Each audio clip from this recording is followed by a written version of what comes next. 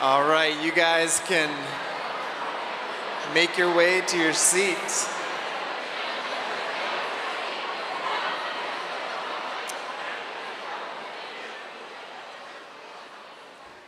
Well, good morning, everybody. Good morning, everybody. Good to see you guys. This is your first time here at Hill City. My name is John Wagler. I'm part of this team. And, there's so much going on in our community right now, which is so wonderful, and so many incredible stories. And one of the things that, there's a couple things I just want to mention. One, we have Team Palooza coming up this afternoon after the second service. And we would love for you guys, if you're not serving here, and this is your home church, and you're not serving in an area, or want to learn more about who we are as a church, that's going to happen about noon after the second service. And so we'd love for you guys to be there if you want to go and come back. We'd love to have you and have you join the team and everything. But the second thing is this: we're coming up on our 10th birthday. And so every week we started this last week. And so every week leading up to the 10th birthday in September, we're going to share a story. And we're going to watch a video here in just a second. But it's really cool to just seeing these stories before you guys get to see them. All the things that God is doing. This story is another powerful one today, and it's really cool. And even listen, I get something big happened yesterday in our world, and I get all of that, and I'll probably talk more about that in a couple weeks. But the thing I'm left with, even thinking about this story that you're about to watch, and the series that we've been in, is really simply this: is that God is bigger than all of this stuff. And he can transform anything and anyone in any situation. And don't ever forget that part. And I just want to encourage that part for us as a community. I get that it looks like things are chaotic and all those things, but God wants to bring things back into order in your life, in your heart. But he also wants to do it in us as a country and in this world. And this story is just a beautiful testament to God's transformative work and being open to how the Spirit moves in your life. And so why don't you take a look at this beautiful story.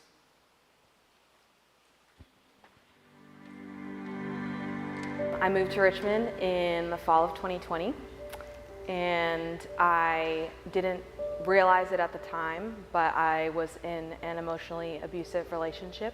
I struggled with the transition of relocating, not really knowing many people, and about 6 months later, I lost my grandfather, who was basically my primary father figure growing up. And the combination of struggling with that transition, losing my grandfather, so just feeling this intense grief and really just not doing very well, it escalated a lot of the abusive behaviors. I just continued to struggle. The behaviors continued to escalate and escalate.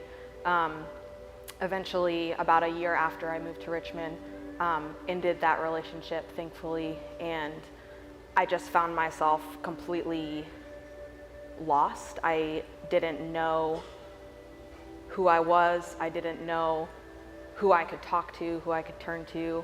I felt extremely depressed, extremely lonely. With the people in my life, the friends that I had made here, a lot of them were made through my abuser, and I wound up losing about 90% of the community that I had built and found here in Richmond. It just led to one of the most difficult, lonely seasons of my entire life, feeling completely broken. I found out about Hill City. I wanted to start going. I was really nervous to start going. I went for the first time, and the sermon was about emotional health and trauma, and I was like, these people will get it. I remember one day during worship, they were singing a song about God's goodness, and I just remember sitting there, and I couldn't sing the words because I wasn't sure if I believed them. So I just closed my eyes and I just asked God, God, I want to believe that you're good. I want to feel your goodness. I want to know it deeply, but I don't feel that. I don't believe that right now. So help my unbelief. Just feeling God whisper to me, your circumstances are not what make me good. I'm good because I'm with you through it, and I will give you everything that you need. And that was kind of a turning point moment for me. After just going through such a difficult experience, I found it really, really hard to just be in the presence of new people. But I went to my first community group, and I remember going home and just crying afterwards because I started to feel like myself for the first time in almost 2 years, probably. That was a moment that I just never thought would come, but I felt really welcomed and really accepted. I feel happy right now. I feel joy right now. There was once a time when I didn't know how to say, God, you're good, and you're good to me, and you care about me, and you love me. And in this season right now, I just feel that so deeply and so tangibly. And I feel like I walk into the church and I know so many people. I feel like a new and improved version of me from what used to exist. I know that God answered my prayers for all of those things because I was just begging him for community. I was begging him for a safe place, and he provided that to me. And so in this season, I'm just really aware of that, and I'm really feeling just overwhelmed and overflowing with the gratitude and the tangible understanding of God's goodness in my life. How good is that? That's awesome. What a wonderful story. Well, continuing our series today, will you guys welcome Jackson to the stage?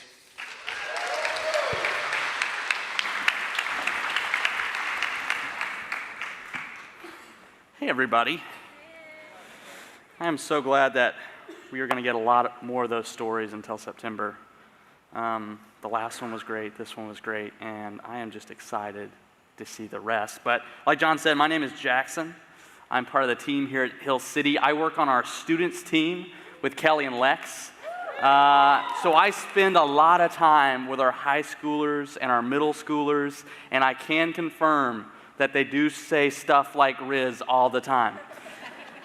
If this is your first Sunday in this series, it's called Rizzdom. We're talking about wisdom in the Bible. We're talking about living a compelling life, and one of our high schoolers did name the series, We're Not Trying to Be Too Cool, okay? It's just we let a high schooler name our sermon series. Could have been worse, honestly.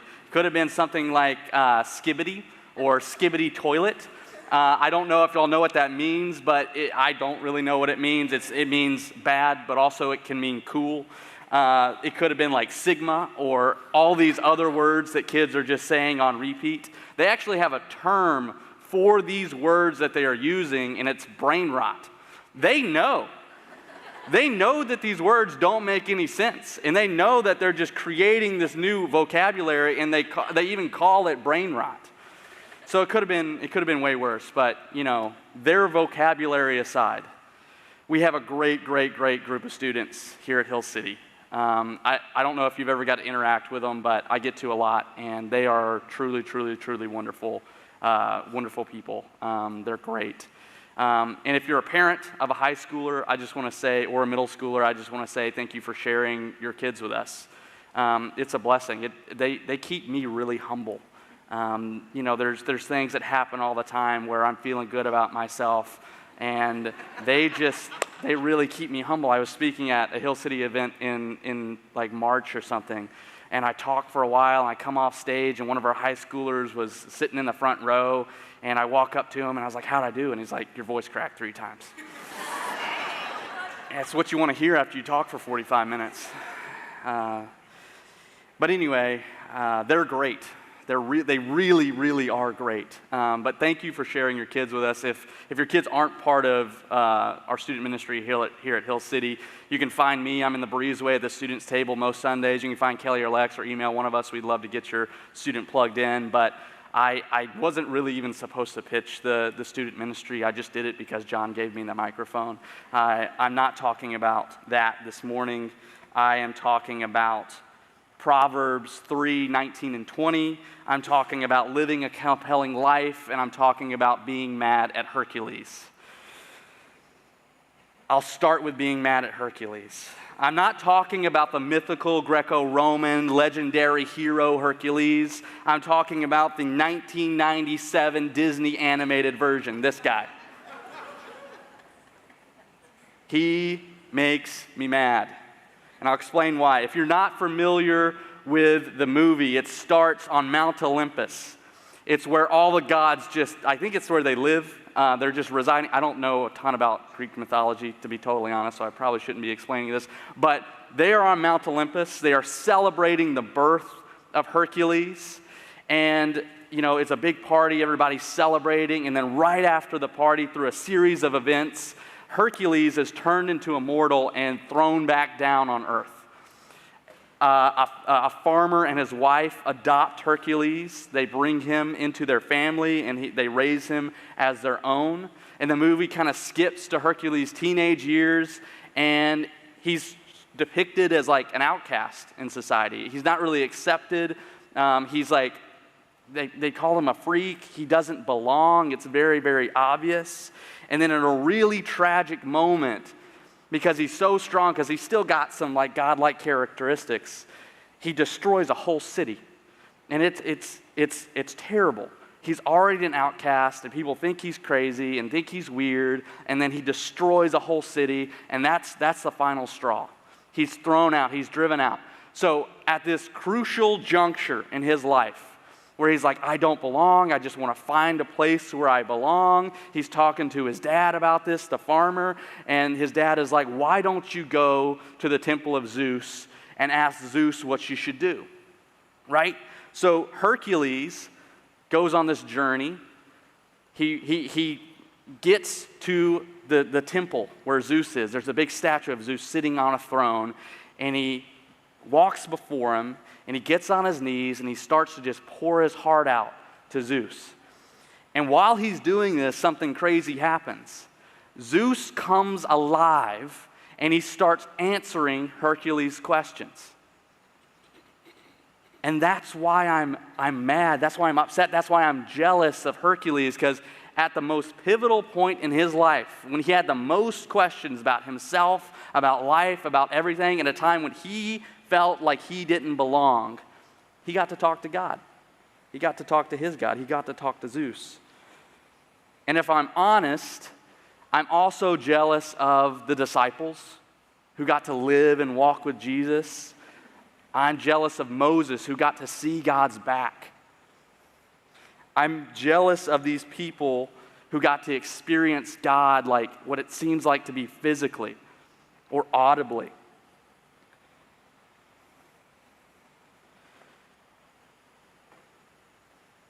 I think that in moments like when you have a lot of questions, for me at least, I've just been in moments where I'm like, I want to ask God. I just want to talk to God and ask him these questions. But that's not the reality we get to live in. At this current moment, though, I know it is hard to live a compelling life if you're mad at Hercules. I've had big questions for as long as I can remember, like my whole life. I remember being like 6 or 7 years old, and I just started having cold sweats because I was thinking about eternity. And I was like, how does it just go on and on and on and on and on and on? My dad tried to explain eternity to me one time, and he was like, just imagine all the pieces of paper that have ever been made, and like, that's eternity. And I remember thinking, I was like, that just doesn't do it for me. Like, that just doesn't, like, there's still a number of papers that have been made, right? I've had big questions. I was running in my papa's pasture one day, and there's a tree right in the middle, and I was running fast, I was running hard, and I was just thinking about stuff. and I stop my run because I'm thinking about so many things, and I'm like, God, if you're real, just knock down that tree, and I'll believe. Just knock down that tree. So I've had big questions pretty much my whole life. Questions about God, questions about myself, questions about just life in general, about God. And the way I grew up didn't help with these questions a whole lot. I grew up Christian fundamentalist. I grew up in a family that largely fought to stay isolated from the world that wasn't ours. Most everything we did was countercultural in an effort to please a God that I now know a lot of people just don't believe in. The spiritual leaders that I was surrounded with were very much looked down on. Biblical scholars, Christian books, higher learning in general, the way that they taught me to read the Bible, or the way I was taught to read the Bible, was very literal, and every verse could kind of apply to every situation, and it was just confusing. Like, if we were to go into Proverbs 13, 19 through 20, in my old framework, how I was taught to read verses, I would read it something like this. The Lord founded the earth by wisdom and established the heavens by understanding. By his knowledge, the watery depths broke open and the clouds dripped with dew. We would read it just very literally. It'd be like, the Lord founded the earth with wisdom, established the heavens by understanding. Be like, all right, cool, that sounds great. All right, next. By his knowledge, the watery depths broke open and the clouds dripped with dew. All right, that's cool. My garden needs a little water. God obviously knows, like, his creation, so I'm just going to trust that God is going to water my garden, and that is going to apply to my current situation. That's kind of how we read the Bible. There could be a passage in the Old Testament of the Bible that's about a war, and maybe it's talking about one of the kings and how he was, like, resolute in the face of adversity. And maybe, in a current situation, at work or something like that, a person who is reading it in this context would be like, I just need to be like that king who is just resolute. And that could be the right answer, but it also might not be. Taking it out of context, taking it just as a very literal reading confused me a lot. And it didn't answer a lot of the questions that I had. And I want to say this, I don't want to take anything away from anybody. Because you can open up the Bible and you can read, love your neighbor as yourself. And that means love your neighbor as yourself. Right? But a lot of times in reading the Bible and trying to understand God and trying to understand what his wisdom is, the knowledge of God, big questions come up. As a kid, I got the impression that big questions, curiosity, and especially doubt were completely off the table.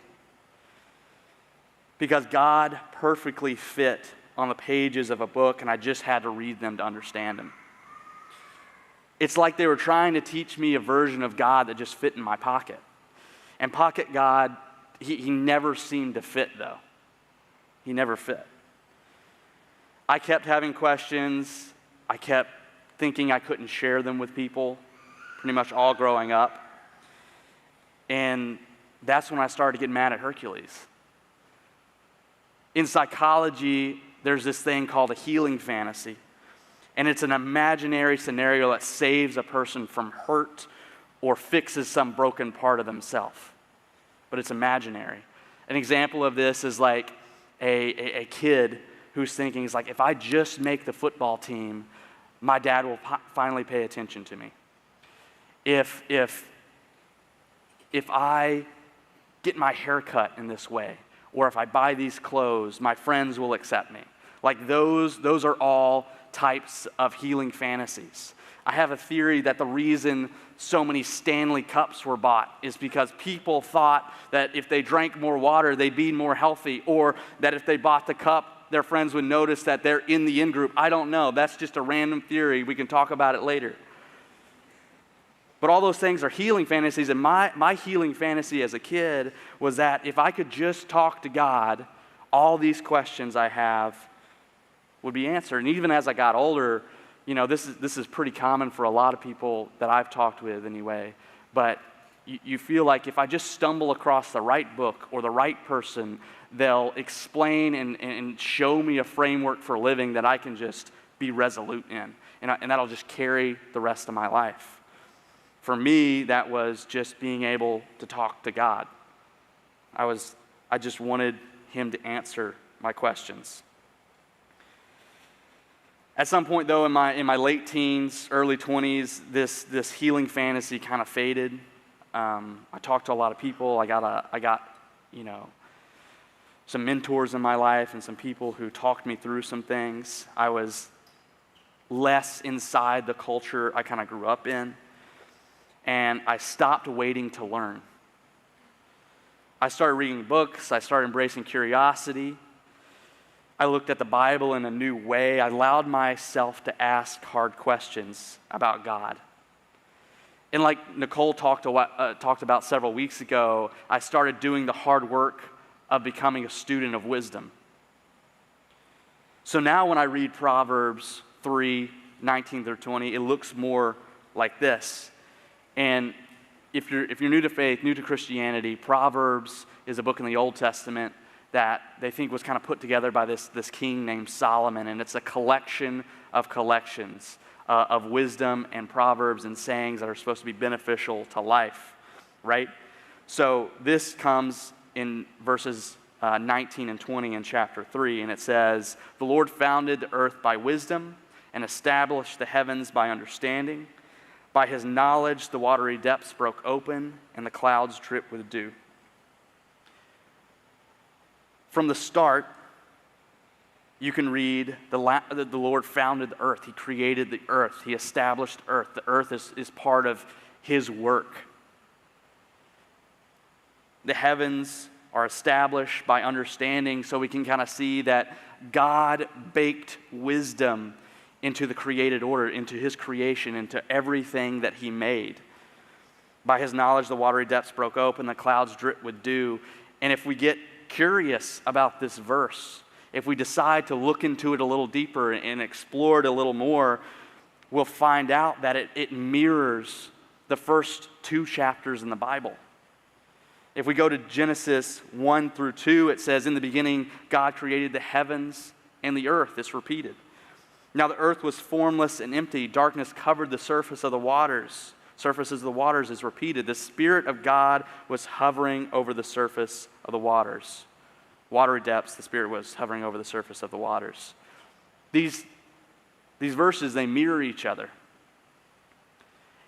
And Proverbs gives us a little bit more. Genesis is just talking about God creating the earth and the heavens. It's talking about God creating everything. It gives us a glimpse into maybe what time was like before when he's just hovering over these watery depths. And we could go into watery depths and what that means and what it means for Proverbs too. But I really want to focus on just his creation. Because if he baked wisdom into creation, and wisdom is knowing God or the knowledge of God, we can find and understand God a little bit deeper if we dive and press into his creation. So let's get curious about his creation for a second. Let's wonder about the size of it. We could go many different routes. We could talk about the human body. We could talk about cells. We could talk about how in the world do clouds hold so much water and planes can still fly through them. There's a lot of things that we could talk about. There's so many questions about his creation. But I want to focus I want to look at the universe in general. And saying the universe in general, I know is kind of crazy. Apparently, our universe, the cosmos, is 546 sextillion miles across.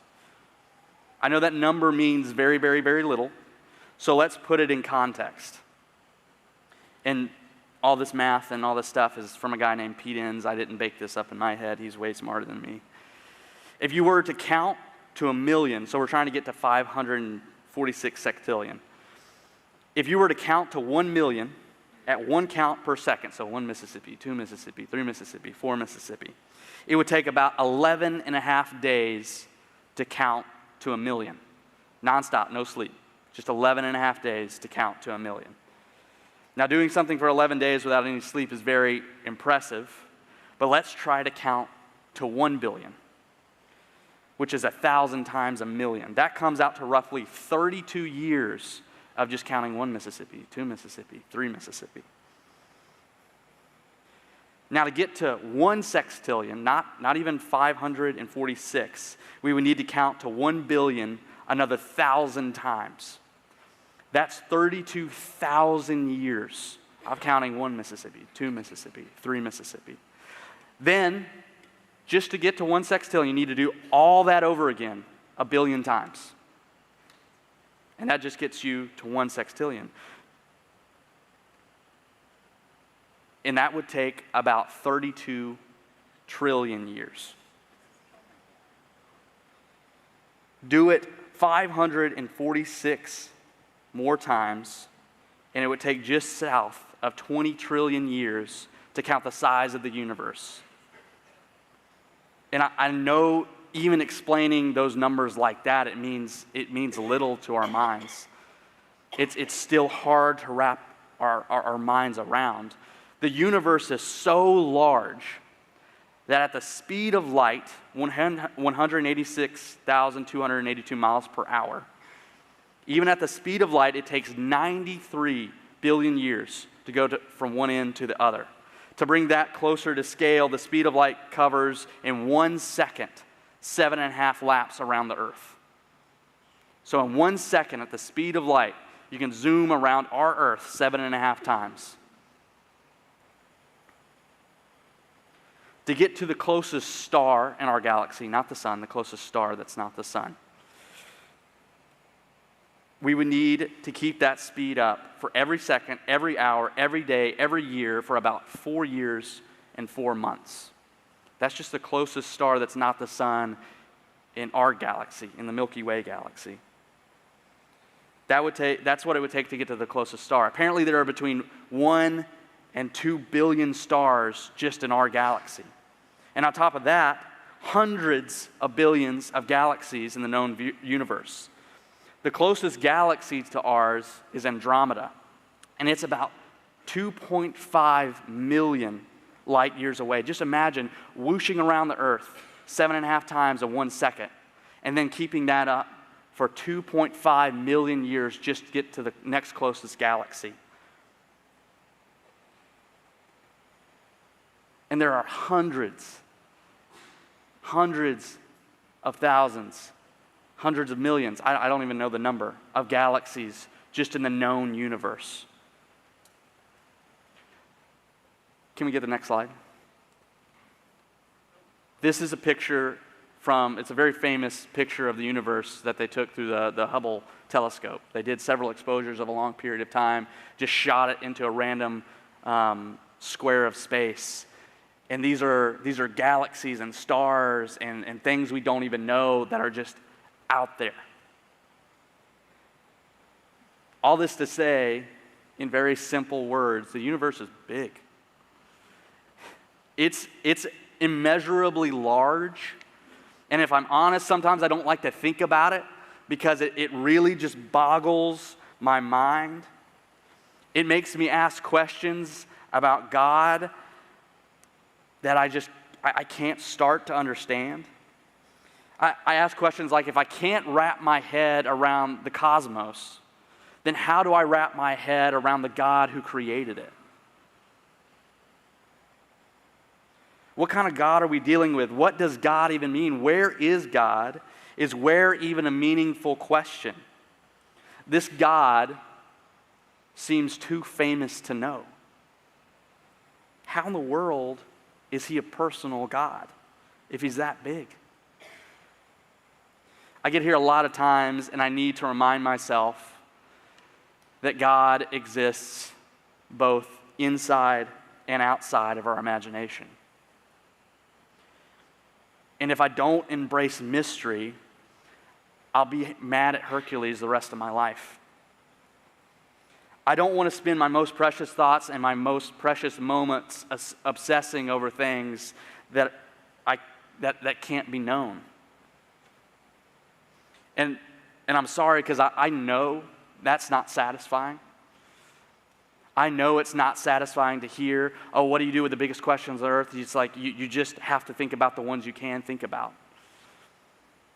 We just got through with the I Doubt It series, and we talked about heaven, we talked about hell, we talked about some of the biggest questions that are asked in exploring this thing that we call the Christian faith, right? And those questions are inside of me. I've had them since I was little.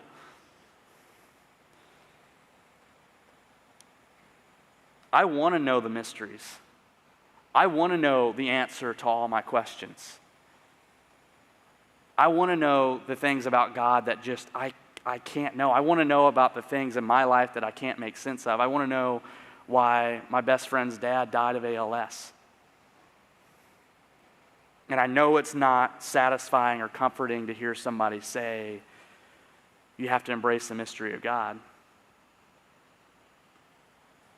But at this point, I understand, or I think I understand, that I can't know what can't be known. But what I do know is that my life, in my experience, my life has been most compelling.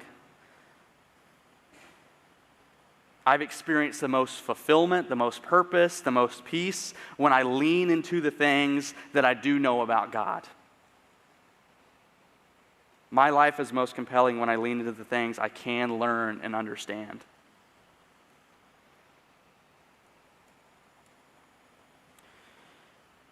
At this point, I want to clarify that I'm not at all saying curiosity leads us to big questions we can't answer. In my jumble of questions just a second ago, I asked, how in the world is he a personal God if he's so big? If we get curious about this question for long enough, it would lead us to a lot of different places. But let's look at Colossians 1 right now, which says, and this isn't on the screen, I'm just going to read it.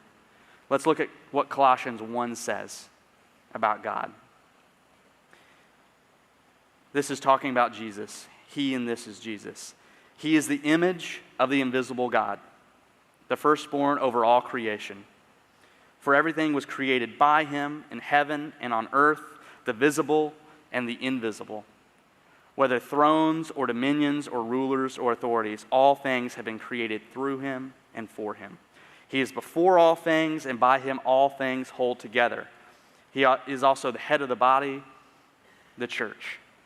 He is the beginning, the firstborn from the dead, so that he might come to have first place in everything.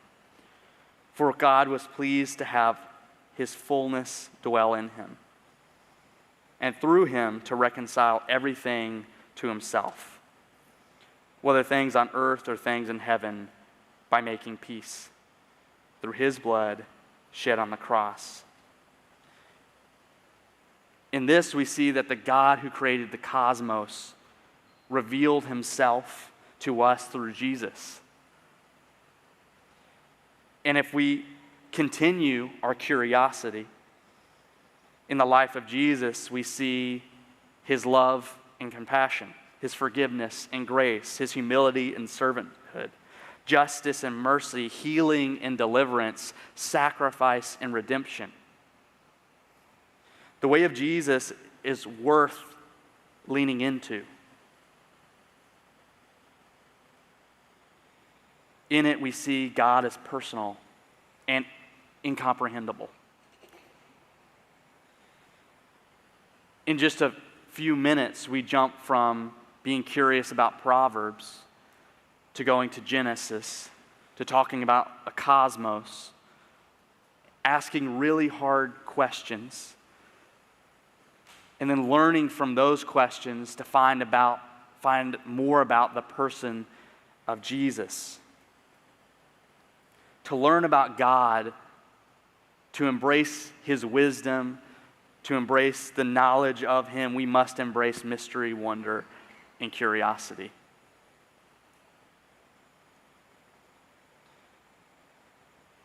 He is truly a big God. And at this point in my life, I know that God doesn't fit in my pocket. I know that without a shadow of a doubt. I know he doesn't fit in my pocket. But at this point, I kind of think he cares about my pocket because it's mine. Jesus talks about God knowing the numbers of hairs on our head. He knows about when a sparrow falls to the earth. God knows his creation, and it maybe, just maybe, God is so big that he can create the cosmos and also be a personal God, knowing each one of us intimately. Maybe he's just that big. I believe he's that big.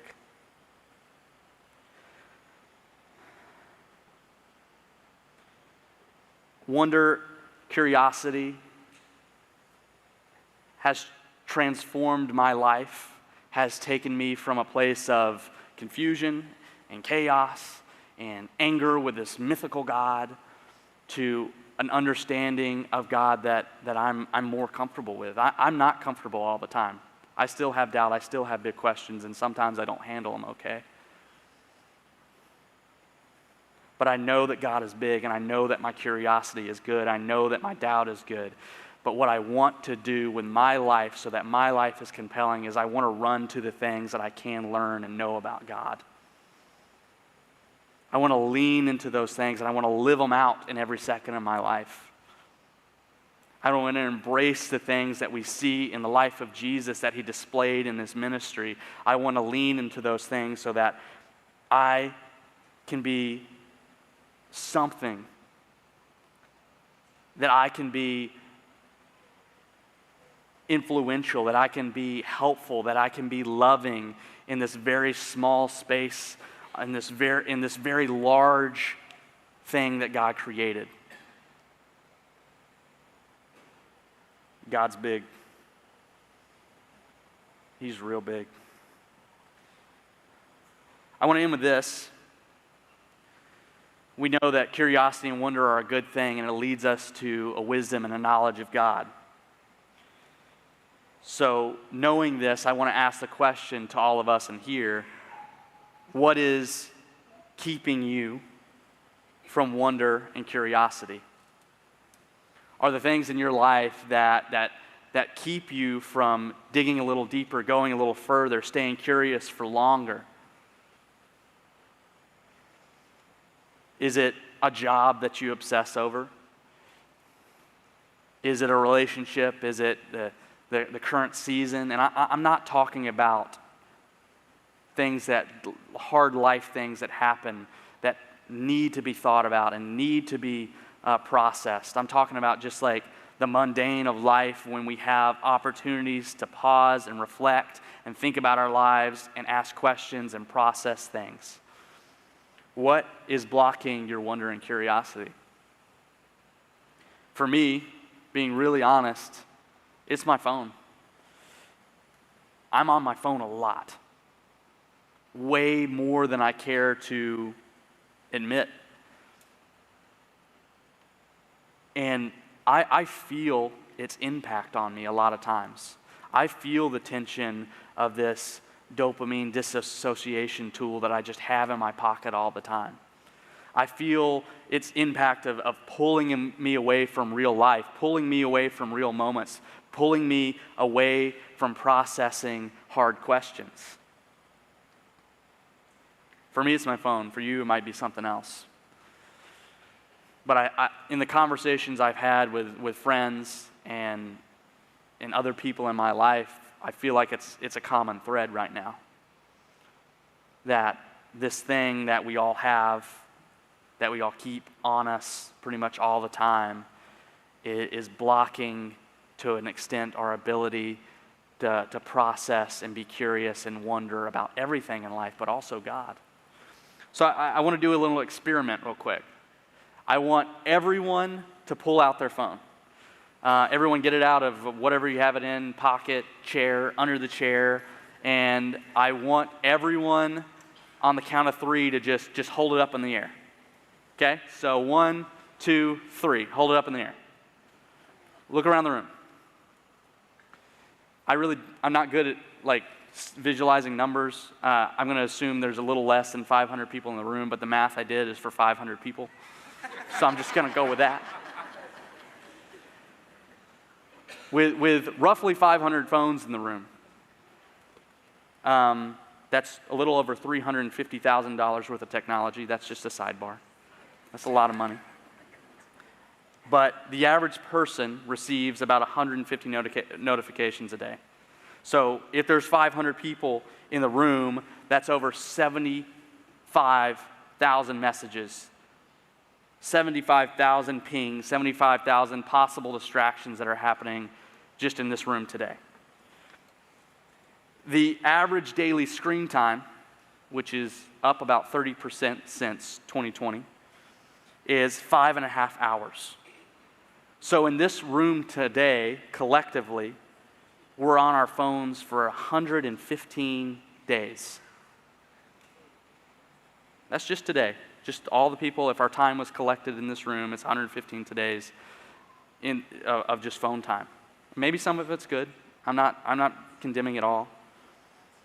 But I think if we're honest with ourselves, a lot of it is unnecessary and a lot of it is harmful, right?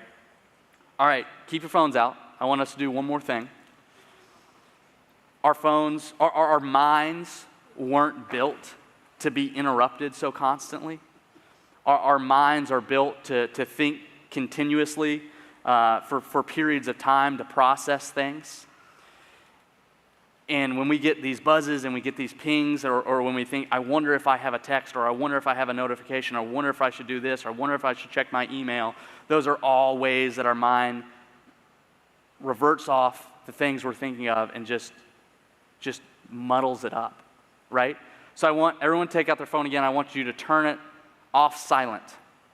And I want you to put up the volume all the way, okay? And then when I say go, I want everyone to text someone they know in the room, okay? I want everyone to text someone they know in the room when I say go. And if you don't have a person in the room to text, you can text me. I'll be your friend. Let's talk. Let's hang out. I would love to be your friend. My number is 662-574-9516. So you can text me. If you're a weirdo, I'll block you. But let's, on go, just text somebody in the room and kind of listen to what happens. On your mark, get set, go.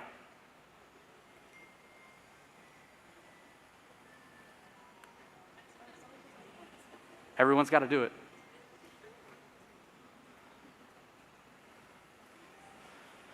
It's not working like I thought it would. Well, I had imagined, and maybe it will start coming through in a minute, but I had imagined that the audience would just light up with pings and rings and all the things. And we would see in this moment how many ways there are to distract us. So just in your mind, using your curiosity and using your wonder, imagine all the phones in the room just going off constantly for a couple minutes. Do y'all just not have ringtones or, huh? I'll do the call someone for the second service. That's a great suggestion. Yeah, that's true. What I'm trying to say with this poor example is that we need to be better. We need to recognize what blocks us from wonder and curiosity. There's too many things about God to lean into. There's too many things about God to learn. There's too many moments that we're going to miss if we're just captured by this device that just sits in our pocket all the time. I think kind of deep down in like who we are in our soul, we kind of feel it's bad for us. And we don't know what to do with it, and we don't want to do anything with it because everyone else is just doing it too. But I think that this community, that we as a people have the opportunity to rewrite this part of our story, to live more into life, to live more into curiosity, to live more into wonder. And I want that for myself. And I really want that for the people I surround myself with and the people that I'm around a lot. So my encouragement is to embrace curiosity, embrace wonder, and recognize the pieces of your life that keep you from them. Let's pray. Dear Heavenly Father, I come before you right now, and I just have a simple prayer. I just pray that we would come to know you. I pray that we would recognize just how big you are. I would pray that we lean into the aspects of you that we know to be good and we know to be true, Lord. I pray we'd live into those so that we can live a compelling life. I pray that we would lean in to wonder. We would lean into curiosity so we can just know you more. I thank you for everything you've done in my life. I thank you for everything you continue to do. And I pray for the lives of everyone in here that you bless them and you'd keep them. And I pray if there are people with big questions, that they would find people who can help walk them through them. I pray that no one kind of sits like I did as a kid in isolation with just big thoughts and big questions about themselves and about life. I pray that they would find you, find the peace that comes with understanding who you are and who your Son is, Lord. And I pray all these things in Jesus' name. Amen. All right, guys. Thank you all so much for coming. If you're new here, stop by the connection desk. Stop by the students' table. Thank you all so much for coming this Sunday. We'll see you around.